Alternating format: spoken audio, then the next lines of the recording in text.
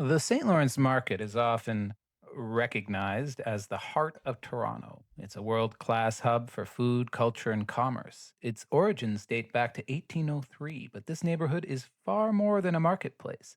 It's a condensed timeline of power, justice, and the struggle for public space. For 300 years, these few city blocks served as the nexus of municipal life. It was home to the city's first city hall, its first police station, and its public gallows. Today, we're peeling back the layers of Old Town Toronto.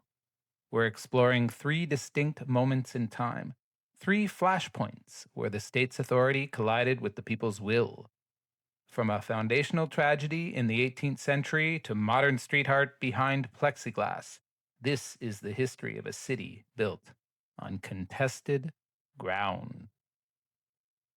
Our journey begins before the market even existed. This land was built on the traditional territory of the Mississaugas of the Anishinaabe of Western Lake Ontario. Long before the British built permanent structures here, this was a site of exchange.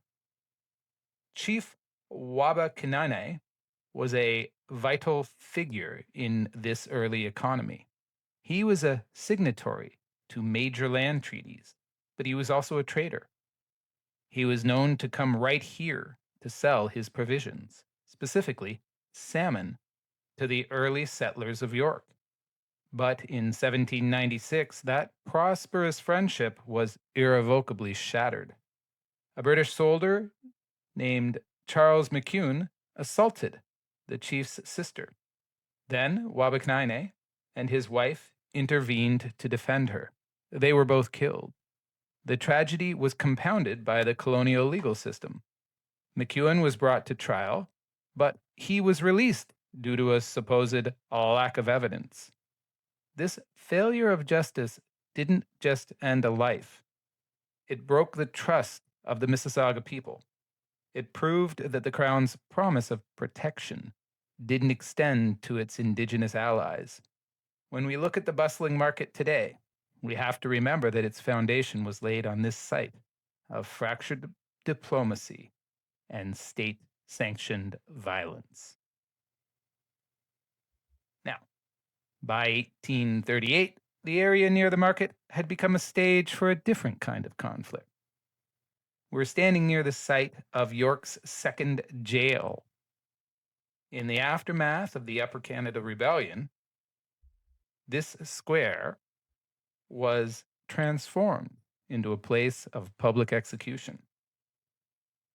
The rebellion was a fight for responsible government, a demand that the ruling elite, known as the family compact, be held accountable to the people. When the uprising failed, the state looked for a way to reassert total control. They chose Samuel Lount and Peter Matthews to serve as a warning. Lount was a respected blacksmith and a father of six. Despite a massive petition with 30,000 signatures calling for clemency, the authorities refused to budge. On April 12th, 1838, Lount and Matthews were hanged right here. The government wanted a deterrent. They got a disaster. The sheriff reportedly burst into tears whilst preparing the men. The foreman of public works refused to build the scaffold. 10,000 people watched in silence as Lount's final words rang out, "Be of courage, boys." This square, designed to show the power of the state, instead became the birthplace of Canadian democratic martyrdom. Our final stop brings us to the modern era. Tucked away in this alley is a piece of art by the anonymous artist Banksy. Painted in 2010, it is one of the few surviving original works from his visit to Toronto. It's an act of illegal dissent, graffiti, but look at it now. It's shielded by a heavy sheet of plexiglass. This represents a fascinating shift in how authority handles challenges. In 1796, dissent was met with judicial neglect. In 1838, it was met with the noose.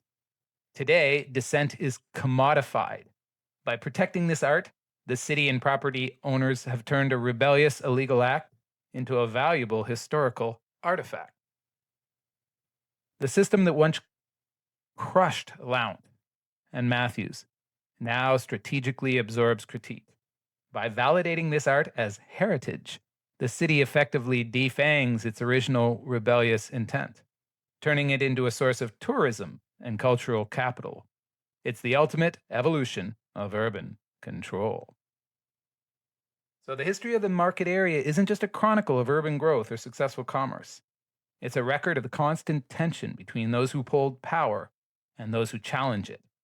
From the salmon trade of Chief Wabakinine to the martyrs of Courthouse Square, and finally to the preserved stencils of Banksy, this neighborhood reminds us that the physical space of our city is, and always has been, a reflection of our struggle for justice. The next time you walk these streets, look past the storefronts. The history's right there, etched into the brick and hidden in the alleyways. Thanks for watching, and please be sure to like and subscribe for more Toronto history. Peace.